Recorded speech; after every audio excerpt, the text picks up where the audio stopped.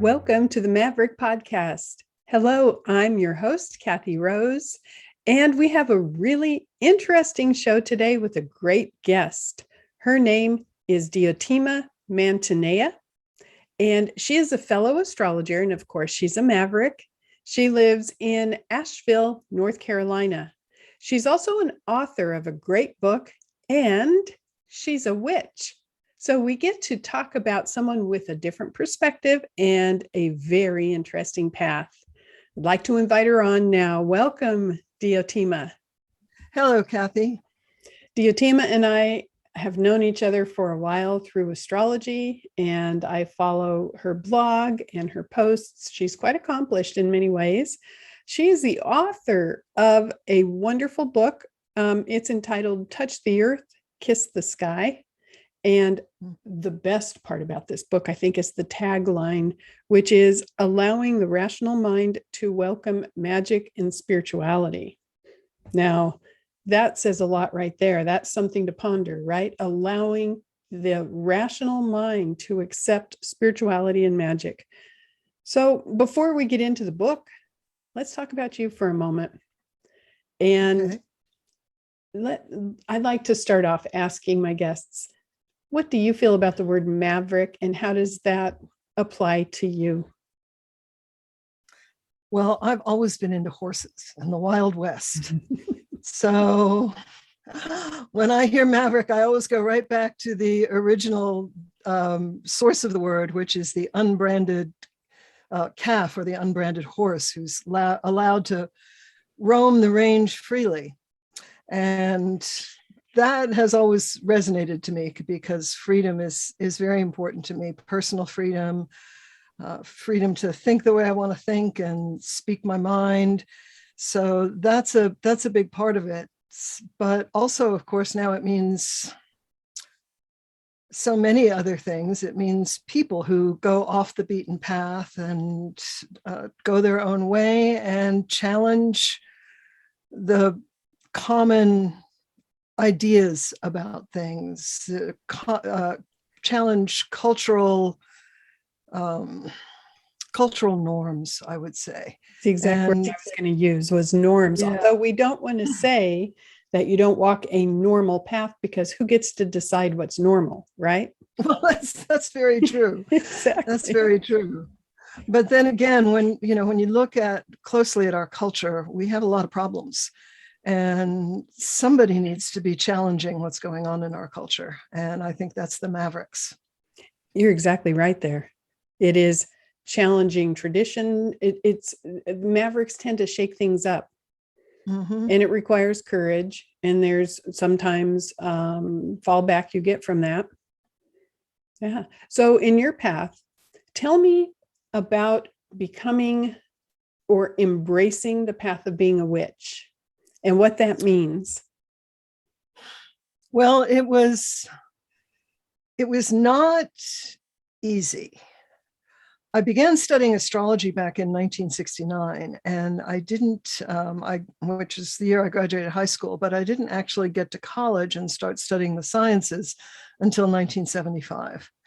And once I got there, I packed up all my astrology books because, hey, you can't be a scientist and an astrologer. You know that. Just anyone who says, any scientist who expresses any kind of belief in or interest in astrology is immediately discounted as to their scientific abilities. But then I discovered witchcraft, I guess, a couple of years after I left grad school in 1984. And it spoke to me on such a deep level that I kept pursuing it, although at this point I really needed to figure out a way to merge my scientific training with what I was coming to understand on an experiential level as I was practicing witchcraft. And of course, by this point, I had dragged my astrology books back out and started studying astrology again. In 1986, I joined a coven, and started getting my training. And I really did struggle with the science magic dichotomy for a while, but then I finally realized that discounting my own experiences was not very scientific.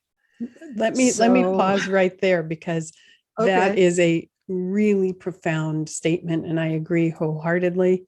And I have always said, some of the miraculous things that I've had happen in my life, some of the magical things, some of the manifestations that have happened that I participated in, no one can take those experiences from me. I don't care if they're a scientist or, if they try to measure on the earth plane, no one can take the experience from you. And Mavericks tend to embrace that and say, I don't need anybody else to approve of this in order for me to know it's true. Exactly. Yes. But, I also realized that if it is true, if, for instance, magic does have an actual effect in the physical world, if all of our paranormal experiences have physical manifestations, then magic falls under the purview of science, because science is about figuring out how the world works. Now, science has been trying to figure out how the world works for a long time and is, getting better at it every day. And the fact that they haven't caught up with my experiences yet does not invalidate science at all. So I started looking for ways that science, where I started looking for the crossroads of science and magic. And what I found when I started looking more deeply into modern physics is this whole concept, the concept of these different interpretations of quantum mechanics. And one of those interpretations is that consciousness is basically the ground of reality. And that a lot of people will criticize any magician or witch who tries to bring quantum mechanics into the picture. And I understand that. I'm not going to try and explain the different interpretations of quantum mechanics, even though I've studied it pretty deeply for a layperson. And I am certainly not going to try and figure out how quantum mechanics justifies magic. But when I have degreed theoretical physicists who say consciousness is the ground of reality, then they're talking my language, because I have been studying consciousness, my own consciousness and the consciousness of others, since I first started meditating back in 1971. And I have continued that study. And I really do feel that when it all shakes out, we will find that our physical reality is a creation of consciousness, and we are a part of that consciousness. Therefore, we have creative abilities as well. So that's where I ended up. And when I finally got it all worked out, that's when I wrote the book. It's a beautiful book. Thank you. Let's back up a moment and let me ask you, how do you define the word magic? I would say, well, a lot of people will use some version of Aleister Crowley's definition, which is magic is the art and science of creating change at will. Not exactly, quote, don't, that's not exactly what Crowley said, but anyway, it's close enough.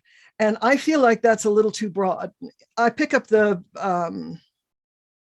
remote for the TV and I change the channel and I am changing reality in accordance with my will, but that's not what we're talking about. So my belief is that magic actually changes us internally first. It changes our own consciousness until our consciousness manifests in the outside world in a way that actually changes the world around us. And I think that that requires training. I think that it requires focus. I think that it requires an understanding of one's emotions and the ability to sort through your emotions as well. I'm sure you understand when I say that if you're trying to change something in your life, let's say you're trying to change your health and you're trying to improve your health, then if you are sitting down for half an hour at your altar and going, I am very healthy and my health is improving every day. And then for the other 23 and a half hours, you're going around, oh God, this is so bad. I just don't know. I know that this, it's so hard to be cured of this disease. Then that's not magic. Magic is not something that you just sit down at your altar and do once. Magic is the way you live your life. Magic is the way you think your thoughts. Magic is the way that you monitor and accept your emotional realities. So that's kind of a long-winded definition, but it's all I got. No, it's great. And for me, it builds on my personal belief that reality is a mental construct, that reality is based on our foundational beliefs and the fact that what we think and what we say and what we believe has energy. And that, then there is the quantum or the physics of superstrings or multidimensional experience, the fact that we're aware of 3 dimensions, we live in 3 dimensions, but we actually live in multi-dimensions. And I think that the laws in the other dimensions that we can't yet measure play a part in why our thought and our beliefs and our intention and our focus changes our reality, beyond what the logical mind can comprehend, because we can't measure those laws yet. Exactly. And there's always going to be something beyond what the logical mind can comprehend. And also people make the mistake of thinking that this is a Walt Disney movie that we're talking about. And we're just saying, oh, well, just clutch your crystals and wave your wand and everything will happen the way you want. But it's not. This is a co-creation. And that means every single conscious being on this earth contributes to what is being created, contributes to our culture, contributes to our lives. And like plucking a string on a guitar, if your vibration is clear and strong, you're like the plucked string that makes other strings on the guitar vibrate, even though you're not touching them. Exactly. And so I think, and of course, maybe somebody's going to come along and pluck a very discordant note on that guitar too. But I think it's important to understand that we have to keep that part of being a witch, part of being a magician is staying, first of all, connected with the earth, connected to nature, connected to the fact that we are here on this planet within time and space, I believe, because we chose to be here. Someone else may feel that, well, we have a reason to be here. I don't know if we chose it, but we had a reason. I think we chose it. And so we have to honor the fact that the earth, that being alive and being within time and space is part of our spiritual growth. So to say, oh, well, everything will be fine when I die and I'm going to go up to heaven and play a harp for eternity. Well, first of all, I'd get bored in about the first 2 hours of playing a harp for eternity. And also, I think that trying to deny our earthly beings and deny the spiritual component of our earthly lives is a skewed way of approaching reality. So to be a magician, to be a witch, involves connecting with nature, connecting with the rest of the world, and weaving reality more than waving a wand and clutching in one hand and clutching a crystal in the other.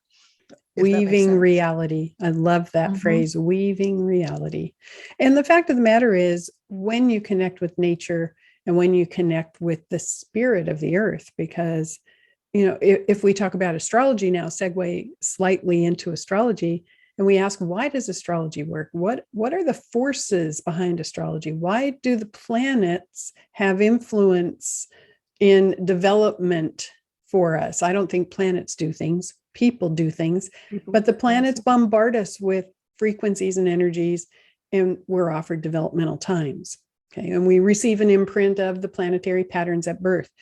So I've always felt the planets have certain consciousness energy, and so does the earth, Mother Earth, and nature, the trees, the animals, all the life force that exists. When you connect with Mother Earth, there is a particular signature frequency about Mother Earth and the nature spirits and the angelic kingdom and the elementals and the fairies and the devas and on and on and on. Right. Yeah. Yeah. And there is a specific nurturing, beautiful energy in that, from which major creativity can flow. And I think that's really the basis of our physical reality. This is another conclusion that I came to of the why are we here reality question, because I absolutely reject this whole concept of, well, we're here to prove that we're good enough to get into heaven, otherwise we're going to get tossed into hell. And so my feeling is that if consciousness creates reality, consciousness is creator. That means that I think what we are here to do is to learn to create. Now, if you look at this world and you look around and you go, if there is a creator to this world, then just looking at the world itself, what would you say the creator actually really values? And one of the answers you have to come up with is variety. Every one of us is different. Every fingerprint, every snowflake, every star is different. It's a unique creation. And I think that we are here to partake in that creation. And it seems that in partaking in that creation, we have created some fairly painful experiences. But I think, as so many do, at this time, we are in the midst of a time when our consciousness, the consciousness of the human race, is changing. Faster among some people than others, no doubt about it. There's a giant acceleration. Changing. Yes. Mm-hmm. And as our consciousness changes, what we are creating as a world, because again, it's not just individual creating, it's the weaving together of individual creations that creates this world. So as more and more of us open our consciousness, and I think that actually, I'm writing an article for Witches and Pagans in Magazine right now, talking about the continuing Saturn-Uranus square that's coming up next year. And I think that is very much about a part of the awakening while staying connected to the earth that we are in the middle of. Yes, and this transit from Uranus through Taurus, which started in 2018, and it takes about 7 years.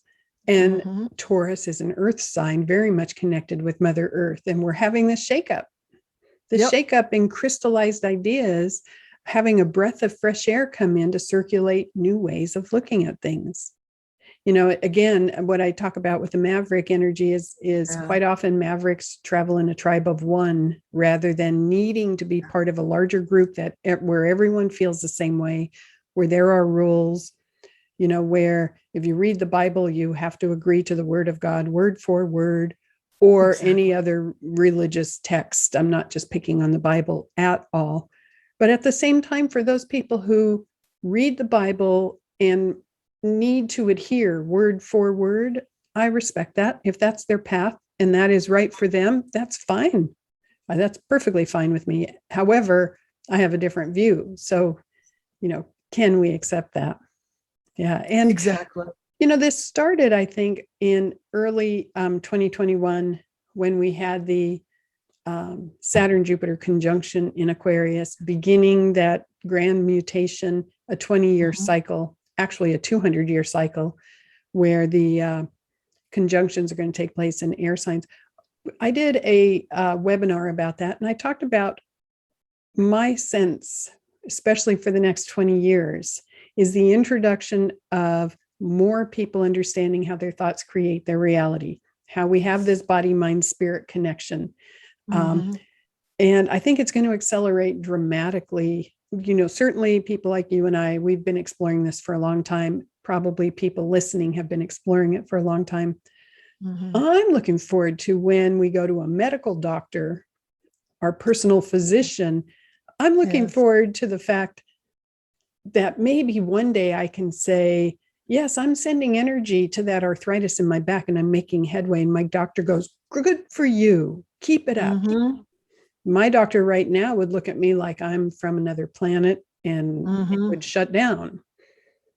So I look But we're forward to getting that. there to some degree. I mean, there's actually an acceptance now of the fact that our thoughts affect our health, our emotions affect our health. So that's something that, as you know, 40 years ago would not have even been considered to be anywhere near a reality. Yeah, there's a general acceptance of that in some people more than others. And I can't wait till it trickles down. It's like water flowing through coffee grounds, and it has to take time to seep through to create the coffee. This energy is trickling down into the mass consciousness. And it's kind of like the 100th monkey. Here's where I talk about quantum entanglement, even though I'm not a trained physicist. But I've read enough about quantum entanglement and the spooky things happening at a distance where they do something to particle A over here and particle B on the other side of the earth has the same experience as what they're doing to particle, and they can't explain it. And I think about the 100th monkey. When one monkey started to wash the fruit, and then it radiated out, and other monkeys did it, and then it jumped continents because it got into the collective energy. Quantum entanglement happened, and somehow that alerted all the other monkeys all over the world to start washing their fruit. I mean, it's fascinating, isn't it? Like when you said plucking the guitar string. Right. And it also suggests the way things spread that psi and telepathy are for real. Mm-hmm. And actually there's been a fair amount of science done on that, as difficult as it is, because as soon as the scientists start studying psi and telepathy and psychokinetics, stuff like that, they can automatically write off their career.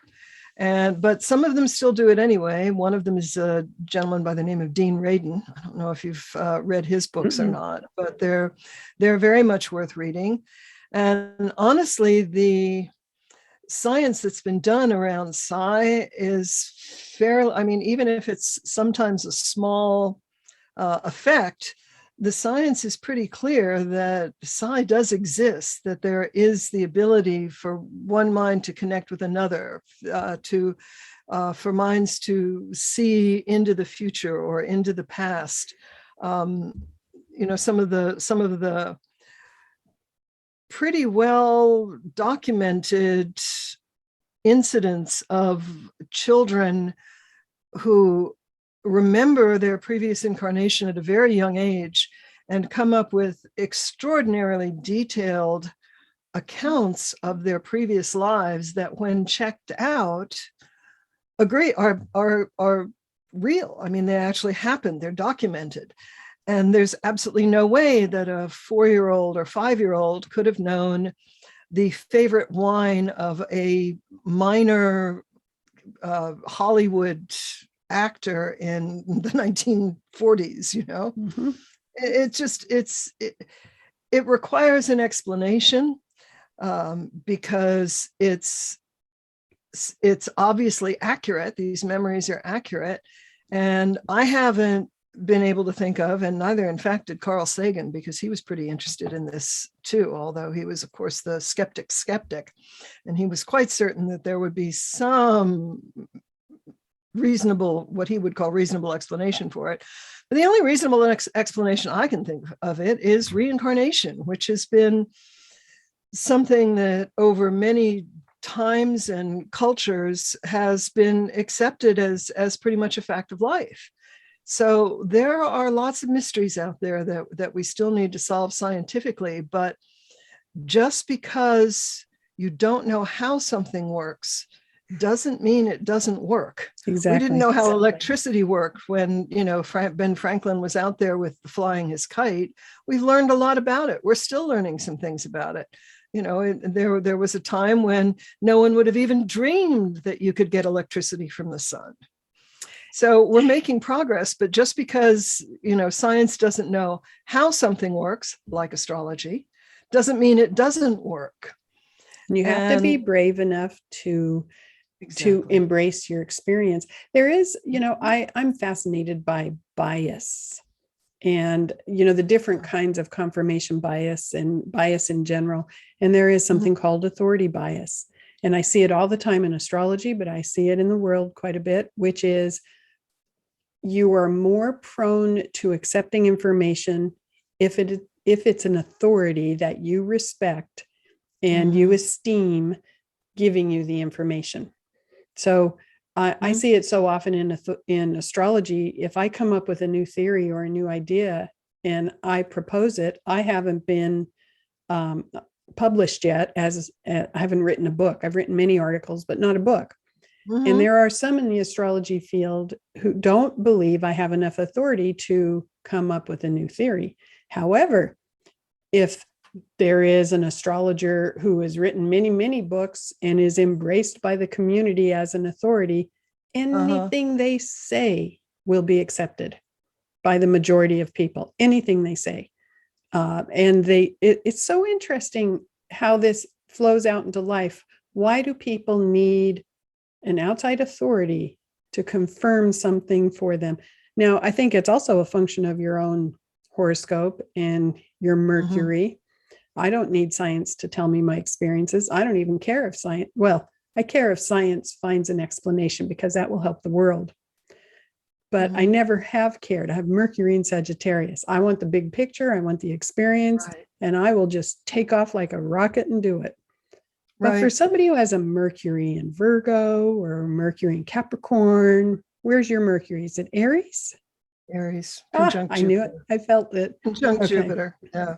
Conjunct Jupiter. I think a lot of it is I think there's a lot of intellectual laziness out there, frankly. And also, an unwillingness to think things through for themselves, because it's difficult to think things through for yourself. It takes time. It's been shown that mental work actually takes physical energy. So there's, intellectual laziness is really a part of it. And also, I think there are fears. I mean, my grandmother was like that. She would always say that, well, you must listen to the experts. You don't know what's happening. You must listen to the experts. And I do think it's important to listen to the experts. And I do think it's important to consider their point, what they're saying, because they're experts for a reason. I mean, if I tell you something about the soil in your garden, having studied soil science for many, many years, and if I tell you that the pH in your garden is too high to grow blueberries, having tested the pH, that's my expert opinion. You can disagree with me and go ahead and plant the blueberries, but then your experience is going to reflect the fact that you didn't listen to the expert. And we can't all go out and learn how to judge the pH of the soil and what grows well in that soil. So we do need to listen to the experts. You go to a doctor, I go to a doctor, even though the doctor may not believe in or outright laugh at our attempts at energy healing, we still go to the doctor. But we respect, we can understand and consult and respect experts, but that doesn't necessarily mean that other approaches are not valid. Exactly. And it takes courage. When you're going, yeah, it does, particularly when you're really going outside of the cultural mainstream. There was a book written by a guy by the name of Thomas Kuhn, and he spoke in that book about the way science changes. That what happens is it goes through amazing changes, and then comes a period of what's called normal science. And then things start changing again. Mm-hmm. And of course, all of the normal scientists are going to the people who are trying to change the perception here. Oh, no, the trailblazers.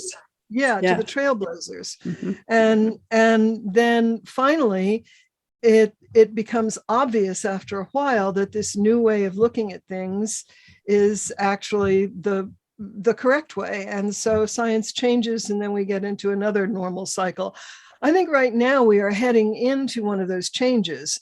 And we're at the point where I think it's important.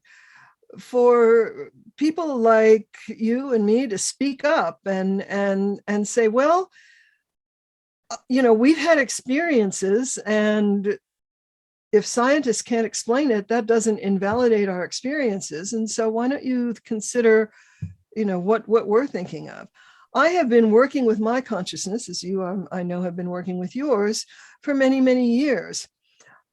Now, we can't come up with a definition of consciousness that satisfies the scientists. And really, I can't come up with a definition of consciousness that satisfies me for that reason, for that matter. But we do know that we are conscious, and that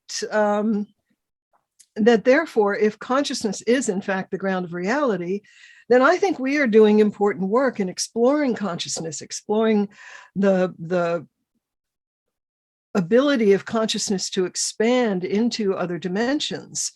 So I think it's that we are in a period of time when the exchange of ideas is extremely important. The exchange of Maverick ideas is extremely important to our evolution and progress. Exactly. You said it so well. And I think the bottom line is it pushes us out of our comfort zone. Exactly. And when we look at comfort, when we look at where we try to get security, we get security through routine and repetition and, what we think we can predict. And when we are asked to step outside of that comfort zone and consider something new, that's where magic takes place. And that's where growth in consciousness takes place. Exactly. And this is also why I think one of the things that is very much part of my spiritual practice and most Wiccans and witches, many witches, is that we commune with spirits that are not fully manifest in this realm. We commune with our ancestors. We commune with various deities. We commune with spirits of nature. Some of us commune with angels.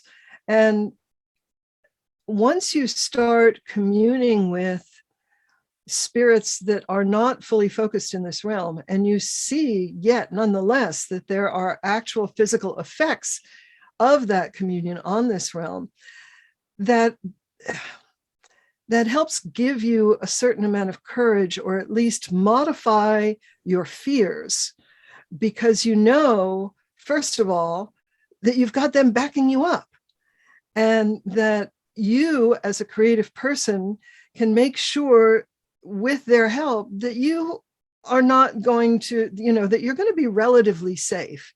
And if you're not relatively safe, that you're going to be able to handle whatever mess you end up in. And we all end up in messes sooner or later. I mean, If there's an earthquake in Los Angeles, no matter how evolved and enlightened you are, you're going to be dealing with the aftermath of that earthquake. But how you deal with it and how you come out of it is going to be dependent upon your inner mental processes, your emotional state, and I think your connection with your spiritual allies. And that's another thing that, even more than magic or the effect of consciousness on the manifest world, that is very much a Maverick position to take. Exactly. And, even when you consider sound frequencies and sound frequencies, science can measure sound waves. And I have had my very best manifestations in life when I sing my affirmations, say them out loud, because I'm pouring emotion through them. And a different part of my brain also hears it, but it is sound going out into the world, creating an impact, an imprint into my reality field. And it also imprints your cells, your very cells. Yes. So that they are almost like batteries that keep resonating with that singing as you go through your day. That's how I manifested my husband. I sang affirmations to Bach Brandenburg concertos all the way from Denver to Minneapolis in my car. I was driving alone, and then all the way back. And my car was literally, it felt like it was flying. But the consciousness shift that happened, spontaneously singing affirmations for manifestation of a soulmate and healing whatever was blocking it and increasing my sense of self-worth so I could receive it. All deep, deep emotional work, but doing it singing to Bach in the car in a closed container while moving in a car, it was like a crack of thunder sort of shift that took place. And it was palpable. You're Uranian, huh? Mm-hmm. It was absolutely amazing. And again, no one can take that experience from me. No. That's quantified in my body and soul and mind. I don't need authority to tell me if that's real, because it was real. And I did manifest my husband shortly after that, or we connected, we met, and we've been married for 32 years. So no one can tell me that I didn't participate in that, in my consciousness, in my intention, in my energy, creating that imprint in reality. And if you hadn't done that, there are alternate realities that we can, our decisions, our choices have an effect. And there are alternate realities, I'm sure, in which perhaps you married someone else, or you remained unmarried, or your husband met someone else. But because you made the decision, because you made the choice, this is the reality that you manifest. Yes, and I'm grateful for it. So once again, my guest today, Diotima Mantineia, and she is the author of a fabulous book. You can find it on Amazon just by Googling her name, but it's called Touch the Earth, Kiss the Sky. I highly recommend that book. It's wonderful. I hope you've had good success selling it, because it's really great. The sales have not been bad, particularly for this type of book, but it's the feedback that I get that's really important to me. I went on to Twitter, I guess it was a few weeks ago, and someone, I don't spend a lot of time on Twitter, but someone had asked for book suggestions. Someone suggested my book, and someone responded, "That book changed my life." Oh, that makes all the difference in the world. If that was the only person who had read the book, I'd be happy. So, I agree. But yeah, I was fortunate enough it was one of those things. I was ready to do it. I found a publisher almost immediately, because I had met the woman who ended up being my editor at Llewellyn a couple of years ago at a conference, and we were friends on Facebook, and I just messaged her and said, basically, I have a book. And she said, fill out this form and send it to me. And it happened from there, so wonderful. It was another manifestation thing. You are active in your astrology practice, and you're doing client consultations all the time. So people can also look you up on a Google search, and they can find your website. Isn't it uraniaswell.com? Is that correct? Uraniaswell.com. Yeah. Okay. The goddess Urania was the ancient Greek goddess of astrology and astronomy. And her well is of course the well of the night sky. So it's uraniaswell.com. And I have a blog there. And I also have a way that you can sign up for my mailing list, which is really just a way for me to send out my blog once a month. And I'm also on Facebook. I have a Urania as Well Facebook page, which you can like, and anybody who wants to is welcome to friend me as well. I love it when you post on Facebook about your garden and advice about plants. I don't have a garden at my house simply because I'm in the forest and there's not enough light. Right. We're surrounded by the 100-foot trees in all directions. Right. But I have moss. I have moss beds that, all around my house, huge football field size moss beds. I've seen your pictures of them. They're great. Yeah. And those little spirits that live in the moss, the fairies, the nature spirits, I'm friends with them. And for all the people who criticize me for blowing leaves, even though I blow them back into the forest, the moss wants the leaves to be gone off of them in order for moss to thrive. And I know this because that's the communication that takes place between me and the moss. The moss talks to me in a sense. So, I always have to laugh at that I know what pleases the moss, and that is get the leaves off so that, it can circulate air and grow and thrive. And when I get criticized for it, I just have to take a deep breath and understand that my moss is very important to me.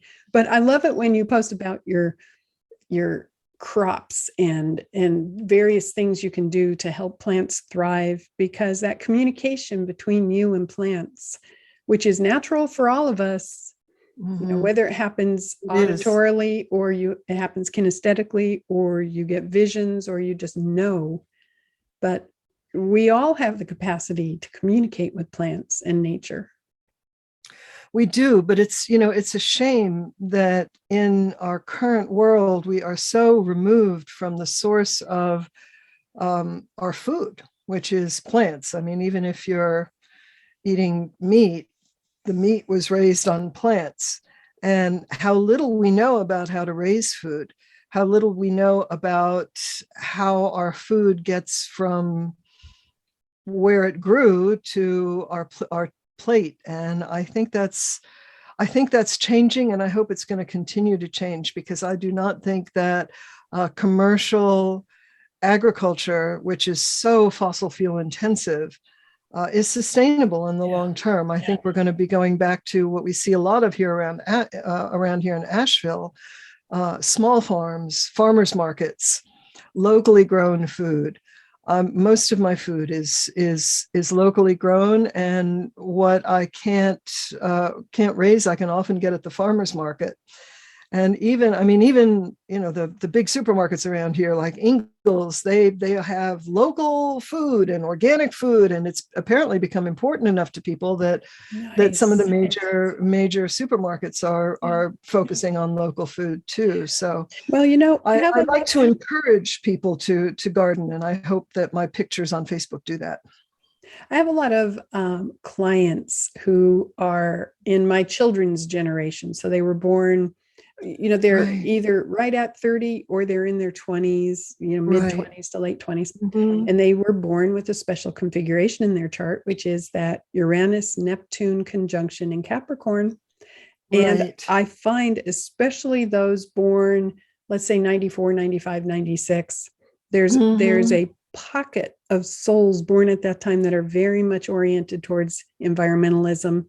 And I have so many of my son's friends from college who are doing organic gardening and naturally understand how to communicate with nature. And they are such wise souls for their age. And I am so blessed to be able to talk to them. It does give me hope.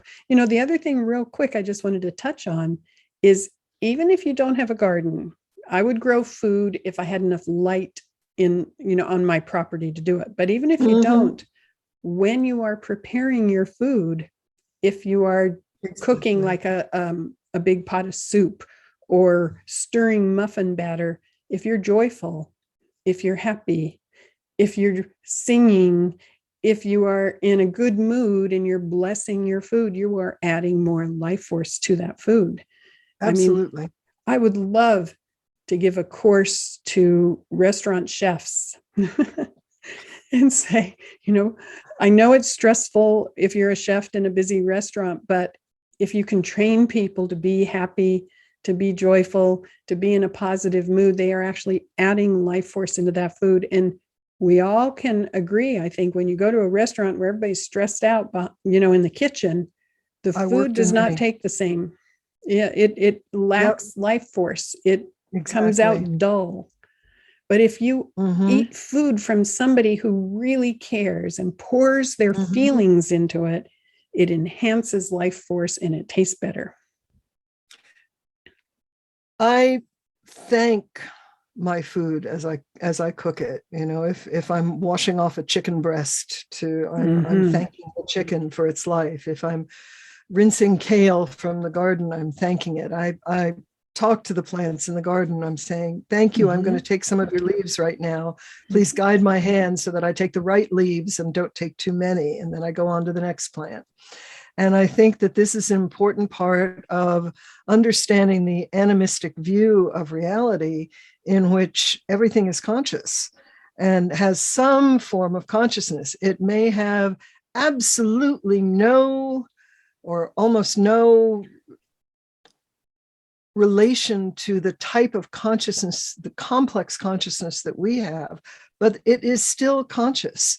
And I think that if we can, as a culture, learn to treat the world as a conscious being, then that is what's going to really change our culture from one of death and war and racism and all of the bad things that are around today into one of joy and love and beauty, and above all, conscious creativity.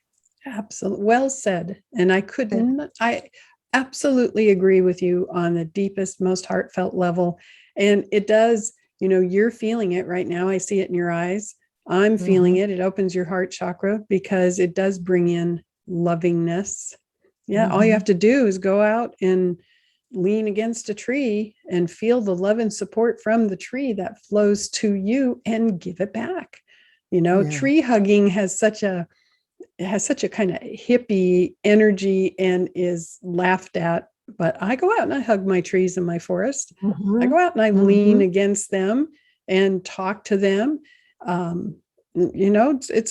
do it all the time, and I don't care what anybody thinks because I get something from it. And yeah, I have a hippie spirit, but okay, fine. Yeah. And Mavericks don't care what other people think. Bingo. Yeah. Oh, Diotima, you are such a love. And thank you so much for coming on today. You are doing such good work in the world. Thank you so much, Kathy. I consider you one of my astrology teachers, and I really appreciate the fact that you're doing this podcast, because I think it's putting a lot of good and interesting thoughts and conversation out into the world. Thank you. I hope so too. All right. Till next time, I'd like to have you back again. So till next time. Anytime. Always love chatting with you. Okay. All right. Take good care. You too. Bye-bye.